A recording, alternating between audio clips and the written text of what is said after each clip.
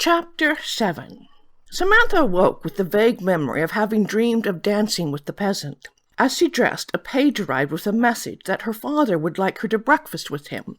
Samantha frowned, hoping he hadn't found out about the horse fair. She'd hate Darhauer or any of the others to be punished for it. She finished dressing quickly and hurried to the king's rooms. As she entered his breakfast room, she assumed the smile that had always gotten her out of trouble and greeted the king with a kiss on the cheek. "Good morning, father." The king's expression was grim. "Soulless curse it all, he does know." "Good morning, my dear. You fully recovered from the ball?" The king raised an eyebrow at her, as if he doubted she'd been ill. She hastily reached for a pastry as an excuse for not meeting his eyes. "Yes, father, I'm afraid I overindulged, nothing more." "A ball that would tire you so thoroughly must have produced some depth of thought." He looked at her expectantly. "Not the consort thing again. Why can't any of the men at court be more like Robbie?" "Samantha, you know what your duties are." The princess gritted her teeth. "Yes, I must maintain the peace. War is bad. People die in war. We shouldn't have war. But I will not marry one of those fools. Holy Solus, I'd vomit if I have to let one of them touch me." "Samantha, my dear, I have told you I'd allow you to make the choice, but you must decide soon." "If the choice is truly mine, I've made it. I choose to marry no one." She got up from the breakfast table and stomped from the room, ignoring his calls. Solar sighed, staring out the window towards the stables. He'd watched Samantha go in some time ago. The father in him wished he could wait to press a consort on her. "Your Majesty, we were discussing the coming Masonian trade delegation," Cadman said from behind him. The king stared for a moment. He'd forgotten his chancellor was there. "I'm simply too old. How long before my mind deserts me completely?" The king kept looking out the window. "Samantha will be handling that. I'm not wrong in thinking she needs a consort, am I?" "No, Your Majesty. She's too young, and she's a woman. She'll have extreme difficulties if she attempts to rule alone." Solar hit the window frame with his fist. The blow seemed feeble, as did everything about him these days. "Why can't she see this? I should force a consort on her." Solar heard Cadman shift in his seat behind him. "She'd hate you for it." Cadman was right, which is why he couldn't do it. Cadman tried to get Solar's attention back to the Masonians, but they were interrupted by the king's secretary, Gilroy. "Your Majesty, Captain Falcon is seeking an audience. He has an intense young lieutenant accompanying him." Solar turned. "Send him in at once, Gilroy." Gilroy returned a few seconds later, trailed by the captain of the Royal Guard and a young man with the coldest eyes the king had ever seen. Solar felt a chill as the men went down on one knee. Solar had them rise. "What is it?" he asked. Captain Falcon answered. "Your Majesty, while acting as Her Highness's bodyguard, Lieutenant Kalin has had some concerns about the princess's safety." Solar tried to conceal the fear the captain's words evoked. Samantha had always been his one weakness. He could tolerate anything but losing her. "Speak," he ordered. "Your Majesty, the last 2 days as I have guarded Her Highness, I've had the sensation of being watched. I was unable to catch the watcher because I couldn't leave Her Highness's side to investigate." "Anything more substantial than a feeling?" he asked. The young lieutenant met his eyes. "No, Your Majesty, but I would stake my life and my reputation that someone is spying on Her Highness." Solar turned to the captain. "What is your opinion?" "I'm uncertain, Your Majesty. It might be nothing, but the lieutenant has spent the last few years fighting bandits on the northern borders, and his instincts are good. I know you want no chances taken with Her Highness's life. You have my gratitude for bringing this to me."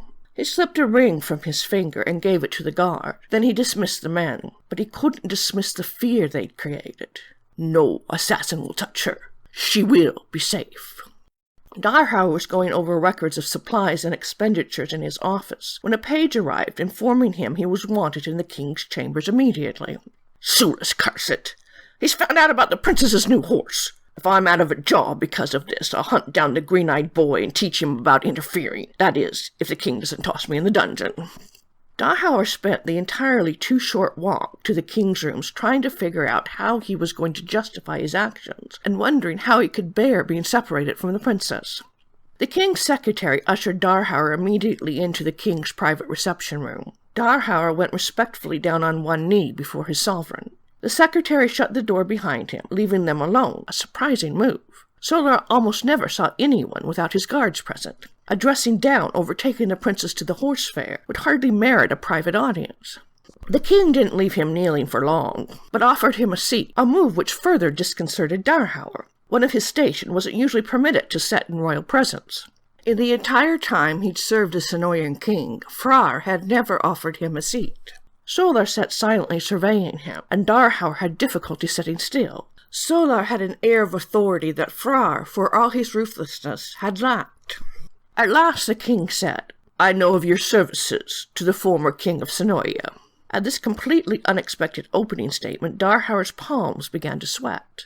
"Just how much does he know? What does he want from me?" He responded carefully, "I served in King Salome's stable, as I do now in yours, your majesty." The king raised an eyebrow.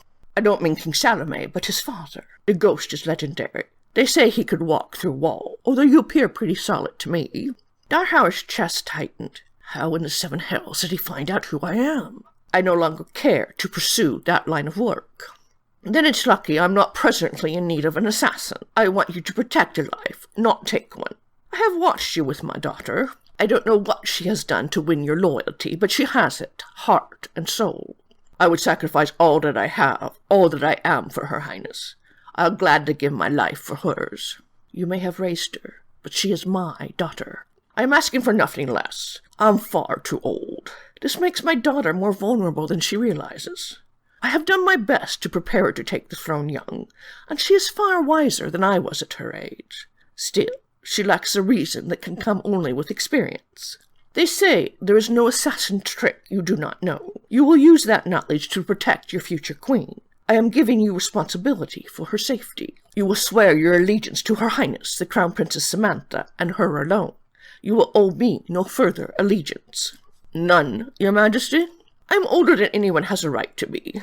I cannot know if age will rob me of the strength of my mind, as it has already taken the strength of my body. If you ever see me acting contrary to my daughter's well-being, you will know this has happened, and you will have no conflict of loyalty. You serve the princess, not the king." The king handed him a scroll. "This documents your change of allegiance, and authorizes you to do whatever you deem necessary for Her Highness's protection. Her Highness will be guarded by the royal guard no longer, but by her own personal guard. All members of this guard will answer to you. I suggest you consider Lieutenant Kalen for your second in command. He has demonstrated fierce loyalty to the princess, but in this you answer to Her Highness alone. I am honored by your majesty's trust. You may have slit your fair share of throats, but your loyalty to Her Highness is unquestionable. You have already shown your willingness to place her before me. Her new horse is testament of that." The king laughed at Darhauer's surprise. "Don't tell Her Highness, I know. It pleases the young to believe they put one over on their elders." Darhauer smiled. Although he'd once hated King Solar, he'd always respected him. Now he was starting to like the man as well. "Take today to settle matters in the stable with your assistant Eldorado. He will assume your duties as master of the horse. You will take up your duties with Her Highness on the morrow." As soon as the king dismissed him, Darhauer returned to his office at the stables and called Eldorado to him. He showed Eldorado the record books and discussed the duties of master of the horse. He also showed his former assistant a trap door he'd found in the corner of his office. He opened it to reveal a ladder. "It leads to a small underground room. I have no idea what it was built for, but I understand the palace and entire grounds are riddled with such secrets. It's useful for storage, if nothing else." "Or for certain forms of entertainment," Eldorado winked. Darhauer frowned. "I've always found my bed more useful for entertainment of that sort, but if you prefer the cold and the dark, be my guest." Eldorado laughed, and Darhauer dismissed him. Darhauer climbed down the ladder. He didn't bother bringing a light. The darkness was no hindrance to him, since King Freyr had had his personal sorcerer perform magic on Darhauer's eyes. It had been incredibly painful, and Darhauer had feared the magician was blinding him. Freyr hadn't bothered explaining beforehand. As soon as his eyes had healed, Darhauer discovered he had an acute ability to see in the dark, even the complete darkness of the cave, an asset for an assassin. At the bottom of the ladder, Darhauer opened his trunk and looked over his weapons and the new leather armor he'd ordered made for the practice ring. It didn't protect as well as chainmail or metal plate, but it was far lighter, and didn't impair his movements. He got out his sword and his many knives. When he'd served King Freyr, he'd worn these hidden all over his body. Darhauer sat in the darkness to clean and sharpen his weapons. The fact that he still had them demonstrated the depths of his hypocrisy. Even greater evidence lay in the bag that had been placed under the knives. The bag contained many of the tools of his former trade. Why did he still have these things if he'd been sincere in his vow? He remembered the scent of wood and incense that filled the small shrine where he'd made his feeble attempt to heal his damaged soul. He'd walked to the front and knelt at Sulus's holy altar. He tried to pray, but the words wouldn't come. There could be no forgiveness for one like him. Even entering Sulus's holy place was blasphemy.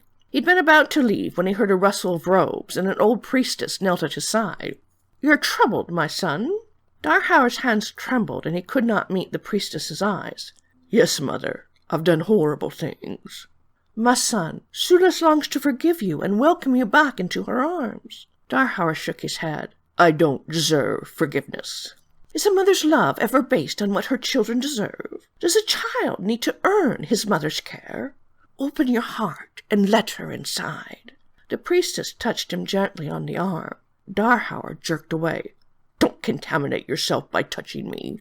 He held up his hands. "These hands have dealt death to dozens, perhaps hundreds. The blood of those I've slain cries up to Sulus for vengeance. I have well earned my place in the 7 hells. Nothing else would be just." Darhauer had expected the priestess to recoil from him, but instead her eyes filled with compassion. "My son, taking a life is a grave sin, but the goddess is more merciful than just. If you accept her back into your heart, her love can cleanse even this." Darhauer merely stared at his hands. "If you truly believe forgiveness is impossible for you, why do you kneel at Sulus's holy altar?" Darhauer's voice shook. "I want to make a vow." "A vow can be a two-edged sword. It can destroy as easily as save." Darhauer jerked upright. "I have already destroyed myself." "Then why take a vow?" He rested his head on the altar. "To have peace. I can't live in this torment." Darhauer clenched the altar cloth tightly. "I would vow never to take another life." "No matter the circumstances. You can't know what the future will bring." Darhauer slowly raised his head. "A man such as I has no future and no past. I am Darhauer, the exiled one. I am nothing more than a ghost, a shadow. But this vow I must take. Never will I kill again. I will allow myself to be murdered in an alleyway first." The priestess touched his arm gently again. "I see your determination, my son, and I'll help you. But remember, Sulus doesn't demand this of you." The priestess had prayed with him, and kneeling at that altar, he'd taken the holy vow. And he kept it despite the problems it caused him with the Senoian king. Darhauer paused in sharpening his knives and touched the braids he still wore in the Senoian fashion, 2 on either side of his face, a symbol of what he'd been and the vow he'd taken. "Will I need to kill again to keep Samantha safe?" "Holy Mother, is this what you intend for me?" It didn't matter. For his daughter's sake, he'd take on the goddess herself. When Darhauer reported to the princess's rooms, he found Lieutenant Kalin waiting.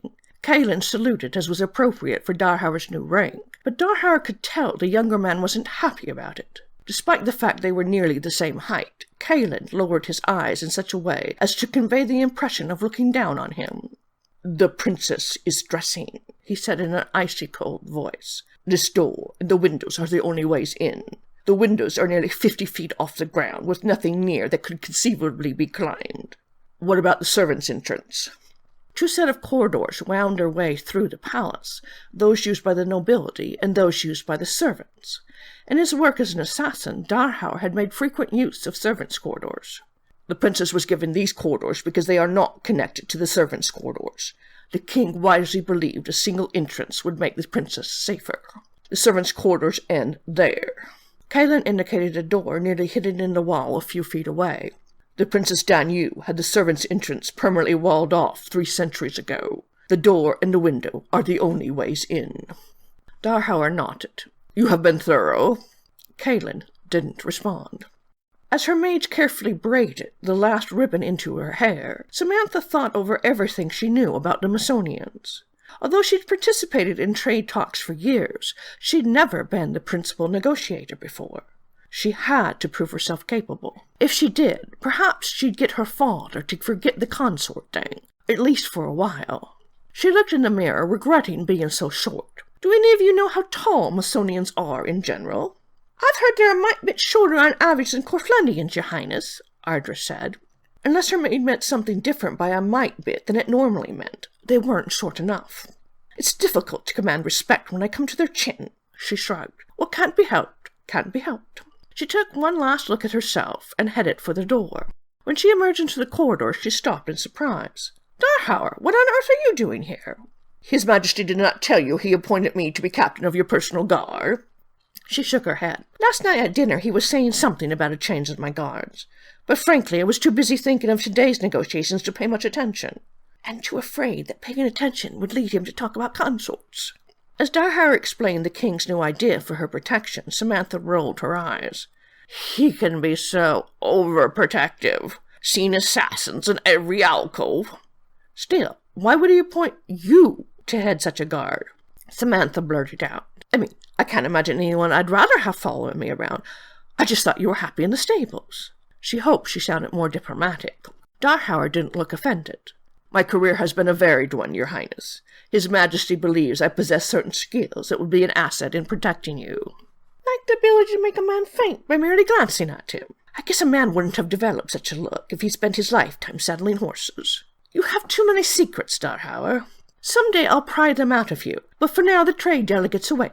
She started down the hall, and the two men fell in on either side behind her.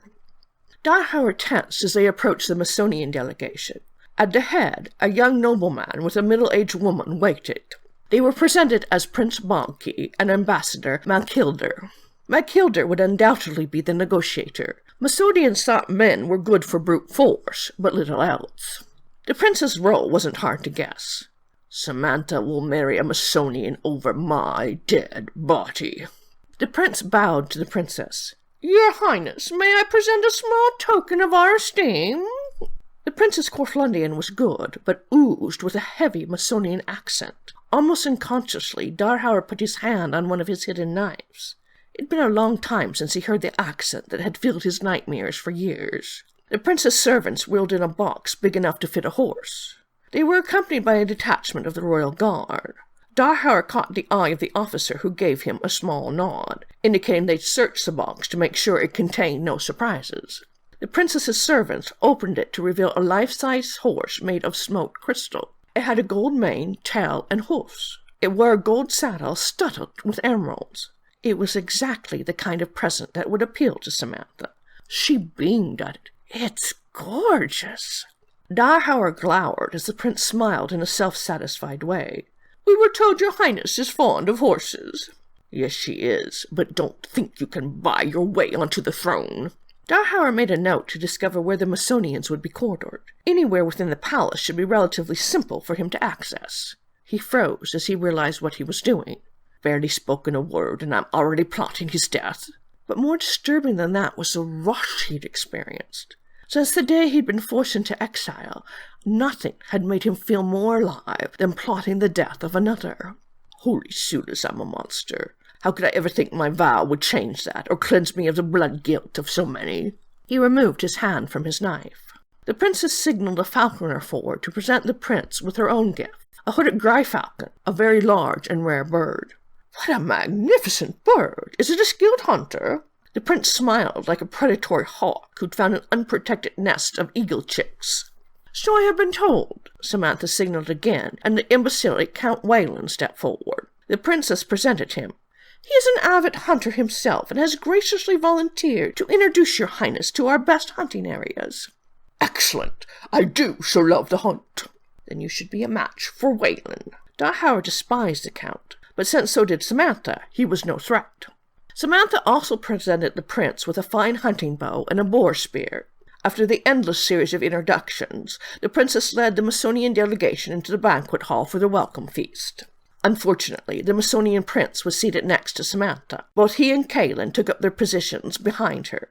He scanned the room for threats, and noted with approval that Kaelin did likewise.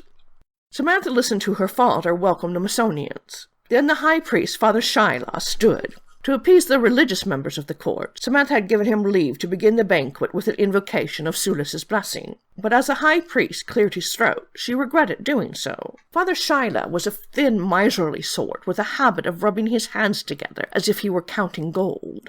Given that the clergy had taken vows of poverty, Samantha found this particularly unappealing. His clerical attire also belied his professed poverty. He wore long flowing robes of rich blue satin, embroidered in gold thread with the stars of Sulis. In the center of each of the 5-pointed stars was a diamond or a ruby. His voice was even more annoying. It had the high, thin, raspy sound of a gelded goat. "Your Majesty, your Highnesses!"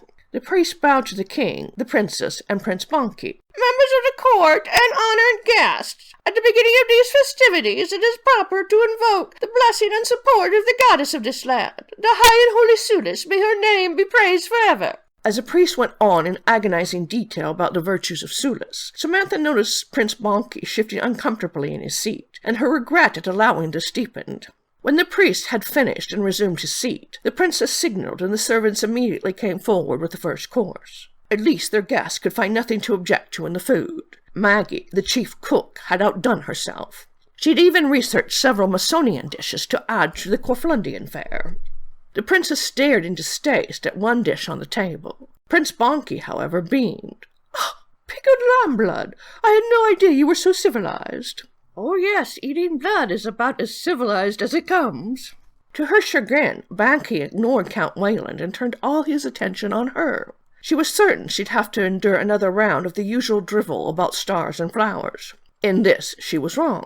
It seemed in Masonia, tales of hunting prowess were the preferred methods for making women swoon in admiration. By the time the third course arrived, she was beginning to wonder if the Masonians ever did anything other than hunt.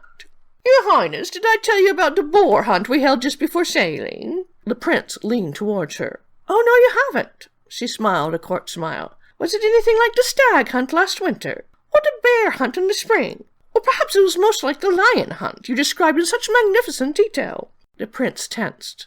"I see, I have bored, your Highness." Samantha groaned inwardly, trying to think of a way to cover her breach in etiquette. "Oh, no, it's not that, your Highness. It was just I was hoping to hear more about your homeland." "Masonia is a place where we have a great appreciation for the challenges of the hunt, as Corthundia apparently does not," the prince said stiffly. "Really?" the princess asked, trying to project enthusiasm. "Do you have any rituals surrounding the hunt? I've always been fascinated by hunting rituals. Every bit as much as I'm delighted by eating blood." She could tell the prince was offended, but he had even more reason than she did for wanting the negotiations to succeed. "Of course we do. Proper ritual is essential to a successful hunt," he droned. "We always begin the hunt with an invocation to Scandi, the goddess of the hunt. As I am sure you are aware, we worship a multitude of deities." He said this as though Corflundia were deficient in piety by having only one. Then he went on to describe the invocation in excruciating detail. She completely lost her appetite as he told her about the proper way to dispose of the dead animal's blood and entrails in a manner pleasing to Scandi. As far as Samantha could tell, Scandi seemed to feast on these entrails when they were burned on an altar properly soaked with the animal's blood. The prince droned on and on about the various sacrifices required for different occasions, and Samantha feared she might vomit. Apparently, Masonian deities had a great need for all sorts of dead animal parts. Darhauer breathed a sigh of relief when the dinner was over and the Masonian prince had bidden Samantha good night. He hadn't realized how much tension he'd been holding until his muscles relaxed. "Get a hold of yourself, or you'll never make it through this visit without at least putting a knife on someone." When they reached the princess's corridors, Darhauer entered first and gave them a thorough inspection. The princess followed him into her bedroom as he was checking a painting of Danyu. "Why is this bolted to the wall?" he asked without turning. The princess sighed and sank into a chair. "I'm sure it's not because the Masonians have hidden behind it. Bonky wants to marry me, not kill me." Darhauer faced the princess, irritated she sensed his tension. "I assure you, your Highness, I will not let personal feelings interfere with my duty." Samantha rolled her eyes at him, a habit that Darhauer found endearing. The princess was the only one in decades who dared to treat him so casually. "Don't get all formal on me. I get enough of that from everyone else. But since I've had to endure the most boring dinner conversation of my life, combined with you breathing down my neck like a mother panther, you owe me at least one of your secrets. Tell me how it happened." She pointed to his scars. Darhauer scratched the scars on his cheek. "It is a rather grisly story, your Highness. It happened when I served in the Senoian army. I'll spare you the details." The princess's eyes narrowed, and she spoke with the same air of command Solar had. "I don't want to be spared." She gestured to the seat opposite her. As always, Darhauer found himself unable to refuse her. He took the seat and told her the truth, or at least as much of the truth as he could bear her to know. "Your Highness knows Sonoya has had border wars with Masonia for centuries." The princess nodded. "My unit was sent across the border on a—" He paused, searching for a term that would obscure the nature of his mission without being entirely false. "To scout the Masonian camp. We'd been betrayed. They were expecting us. Only 2 of us survived the ambush. We were taken to the Masonian camp. My companion was tied to the altar and had his heart cut out. Freya, their god of war, promises success in battle to those who eat the hearts of their enemies. I thought I would be next. I wanted to be next. Sometimes I blamed him more for not killing me than for anything else he did. But their officer claimed since I wasn't Sonoyan, Freya didn't find me a fitting sacrifice. He had me stripped, beaten, and tied my wrist to a post in their camp. He smeared honey over my body, which attracted every biting, stinging insect within 100 miles, or so it seemed. I was left hanging for 3 days. Every morning and evening he took his knife and— well, you see what he did with it. These," Darhauer touched his right cheek, "are only the beginning of the scars he gave me." "Why?" the princess asked, looking so horrified he wished she'd left out some of the details. Darhauer looked away, unable to bear the pain in her eyes. "I believe he did it for the pleasure of hearing me scream. Masonians believe mercenaries lack honor." "That's awful! I'd like to hunt the man down and teach him a few things about honor." "I'm afraid you're too late, Your Highness. I killed him. Killed him far more slowly than I killed any other man, but still more quickly than he deserved." Darhauer bade the princess good night and turned to see Kaelin looking at him with menace in his icy blue eyes. Darhauer was impressed. It had been over a decade since any man had dared to look at him that way. "He will be a powerful ally in protecting the princess, if I can get him to trust me." At the door to the princess's rooms, the 2 men he'd temporarily chosen to stand night guard, Virak and Conroy, were waiting. He briefed them and then turned to Kaelin. "Lieutenant, dine with me?" Kaelin looked as if he'd refuse, but Darhauer snapped. "It's not a request." He motioned the younger man towards his rooms. He'd been given quarters in the same corridor as the princess's, not more than 100 feet distant. Darhauer took off his glove and ran a finger over the door jamb near the lock. He'd coated the spot with a Sonoyan potion that would give the wood a greenish tinge if the door was opened without first being touched in this manner. He treated the princess's door similarly. He regretted his Sonoyan bag hadn't contained a kildare to place inside the lock of Samantha's door. He'd need to go to the Sonoyan section of the city and see if he could purchase one on the black market. They were both rare and expensive. Darhauer unlocked the door and motioned Kaelin inside. The lieutenant entered with obvious reluctance. He offered Kaelin a seat at the table, which contained meals for both of them. Darhauer was hungry and began to eat, but Kaelin merely stared at him with his arms folded. Darhauer met the lieutenant's glare. "Your loyalty to Her Highness is evident, and I know of your skill. I'd like to retain you as one of Her Highness's guards. You'll remove me from my position over my dead body." With the speed of long practice, Darhauer palmed a knife and threw it. It made a shallow cut along the right side of Kaelin's neck and buried itself in the chair behind him. As Kaelin's hand went for his sword, Darhauer palmed another knife. "If you make killing you necessary, I'm more than capable of obliging you. Now remove your hand from your sword." Kaelin raised his hand slowly, his glare murderous. "What is it you want with me?" "I want your assistance in protecting the crown princess. But make no mistake, the king has put me in charge. If one of us has to go, it will not be me." Darhauer saw the calculation in Kaelin's eyes. "Don't waste your life on the vain notion that you could best me in any kind of fight. I've seen you train. You are good, but you aren't my match. I spent 10 years in the Sonoyan army, and the only one who could match me was sacrificed on the altar of the Masonian's barbaric god. And do you know how I killed the man who ate his heart and did this to me?" He scratched at his scars. "I crossed the lines and pursued him deep into Masonia, entered his heavily guarded mansion and killed him in his own bedroom. If you try to fight me, you will die. Your death will not serve the princess well." Kaelin grunted as if trying to convey disbelief, but his eyes darted to the knife Darhauer still held, as if gauging his chances of drawing his sword. "But it wasn't my service in the army alone that caused His Majesty to choose me, nor was it only on the battlefield that I took men's lives. His Majesty discovered a secret that I thought well hidden. My exploit in killing a Masonian officer nearly derailed peace talks and brought me notoriety throughout Sonoya. It particularly impressed the king's chief assassin. He trained me as his replacement and called me the best apprentice he'd ever had. I can't imagine how Solar learned of this. Those who knew the identity of Frar's last assassin can be numbered on one hand. Most spoke of him only by the nickname he learned. Although I assure you I'm entirely corporeal, Sonoyan myth gave me the ability to walk through walls. Kalen opened his mouth, and his eyes clouded with fear. You're the ghost? Who knows the tricks of an assassin better than one whose infamy has spread the world over? Being exiled from my homeland left me no reason to live. For 14 years I did nothing but train and kill. I became a monster who all men feared. Darhauer paused and met Kalen's eyes. But I'm a monster completely devoted to Her Highness. Not merely because she is the crown princess, and our country's only hope of avoiding the violence I witnessed in Sonoya. From the moment I entered His Majesty's service, she has shown herself worthy of my loyalty. I honor her as my queen. He leaned across the table. But there's more than that. I love her as the daughter I never had. The daughter the mistake I made at 18 and my long exile made impossible. I would gladly give up my life and my soul for her sake. Kalen pulled Darhauer's knife from the chair and put his hand on the small cut on the side of his neck. He remained silently staring at the knife for quite some time. Darhauer ate, allowing the other man time to think. Finally, Kalen spoke. His Majesty knows you are the ghost. Darhauer nodded.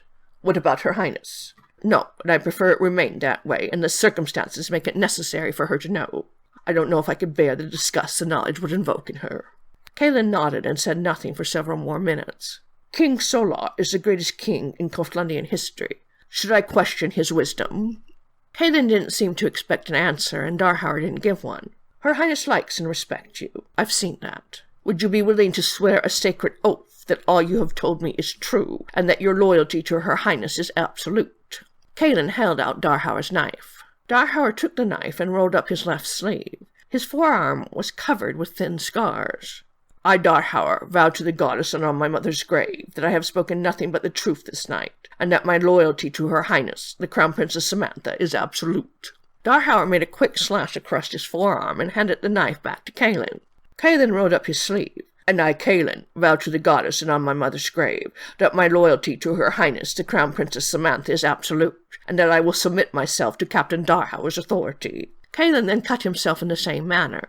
The two men pressed their arms together and mingled their blood. With our blood, we seal this oath, they said in unison. Darhauer felt a quiver of something in the air and believed the goddess herself had witnessed the oath. Darhauer retrieved an old shirt, slashed it with his knife, and gave half to Kalen, wrapping his arm with the other half. Darhauer wrapped his own wound.